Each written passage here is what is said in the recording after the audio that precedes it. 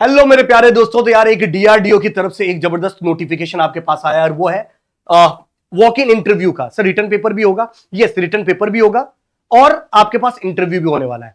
ये कहां होने वाला है? तो दोस्तों vehicle research and development establishment VRD Ahmednagar. ये जगह आपको याद रखना है क्योंकि उस दिन आपको फिजिकली प्रेजेंट होना होगा। रिटर्न टेस्ट के लिए भी सिर्फ अहमदनगर में होगा और उसके बाद वहीं पर आपका इंटरव्यू भी कंडक्ट करेगा।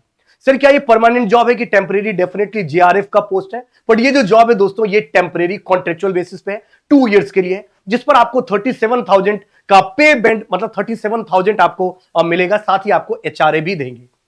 क्या सर सीएस ब्रांच के बच्चे इसके अंदर एलिजिबल हैं? डेफिनेटली इसके अंदर एलिजिबल है और टोटल मैं आपको पढ़ के बता देता हूं। टोटल नंबर ऑफ फेलोशिप जो है वो 11 स्टूडेंट को दिया जाएगा, जो कंप्यूटर साइंस के लिए 4, इलेक्ट्रॉनिक्स के लिए 4 और इलेक्ट्रिकल इंजीनियरिंग के लिए 3 है। सर क्या क्या क्वालिफिकेशन की रिक्वायरमेंट है तो मैं आपको बता देता हूं। और आपको इंटरव्यू के लिए दिन पहुंचना होगा, वो सबसे ज्यादा जरूरी है। फिजिकल प्रेजेंस जरूरी है। साथ ही दोस्तों बीटेक की डिग्री फर्स्ट डिवीजन होना चाहिए और वैलिड गेट स्कोर होना चाहिए आपके पास, या फिर अगर आपने एमई एमटेक कर रखा तो आपको कोई वैलिड गेट स्कोर की रिक्वायरमेंट नहीं है। कंप्यूटर साइंस ब्रांच के जो बच्चे होंगे उनको कौन कौन सी ब्रांच एक्सेप्ट कर रही है वो तो मैं बता दूं। Computer science, engineering, computer science and automation, AI/ML, artificial intelligence, data science, AI and DS, information science. ये इतनी ब्रांचेज है जो CS के लिए एलिजिबल माना जाता है। सेम चीज EC के लिए electronics communication, electronics telecommunication, electronics and control telecommunication, ये सब एलिजिबल है।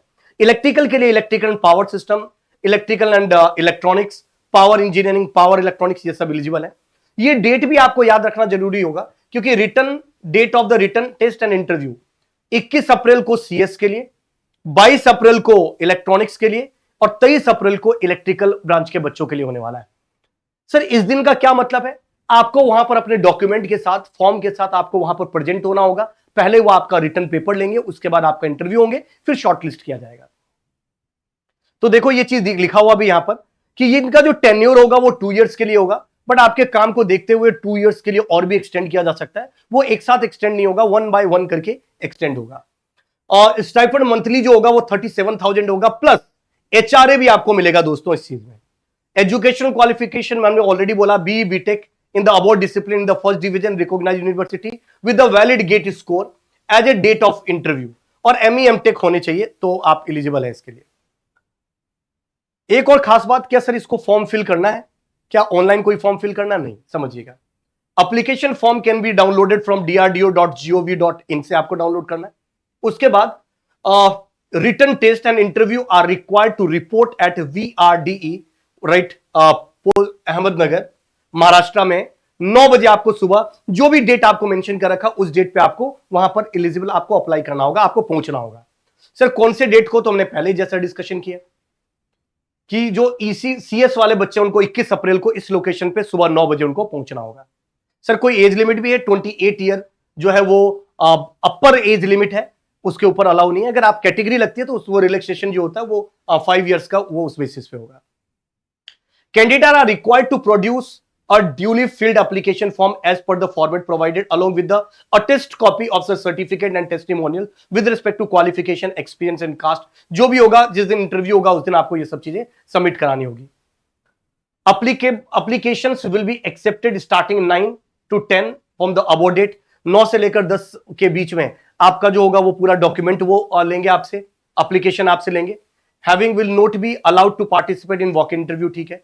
Shortlisting eligible candidate will be done between 10 से 11 के बीच में वो शॉर्टलिस्ट करेंगे on the above date of interview. Interview shortlisted candidate will take place 11 के बाद ऑनवर्ड्स उसका पास होगा। तो ये आपके पास टोटल इसके लिए दिया गया है दोस्तों, आईडी प्रूफ, ये सब चीजें आपको ले जाने की जरूरत है। और कम ही स्टूडेंट होंगे तो मुझे नहीं लगता रिटर्न पेपर होगा, डायरेक्ट आपका इंटरव्यू भी होगा। अगर स्टूडेंट ज्यादा आते हैं तो डेफिनेटली वहां पर रिटर्न पेपर भी कंडक्ट कराया जाएगा। तो ये जनरल कुछ आपके पास गाइडलाइन दे रखी है, और जो डेट है वो भी मैंने आपको पहले डेट बता दी। कोई डेट और स्पेसिफिक मेंशन नहीं है कि किस दिन से पहले करना चाहिए, क्योंकि कोई पोस्ट नहीं करना आपको, वहां पर डॉक्यूमेंट लेके आपको खुद ही प्रेजेंट होना है। तो अगर कोई बच्चा ऐसा है जिसका गेट में लो गेट स्कोर भी आया या गेट क्वालिफाइड नहीं पर एमई एमटेक कर चुके हैं, तो आपके लिए एक अच्छी अपॉर्चुनिटी है, आप उसको ग्रैब कर सकते हैं। और भी अगर आपकी कोई क्वेरीज होती है तो इस वीडियो के कमेंट में जरूर लिखिएगा। Till that, thank you very much, all the very best, जय हिंद दोस्तों।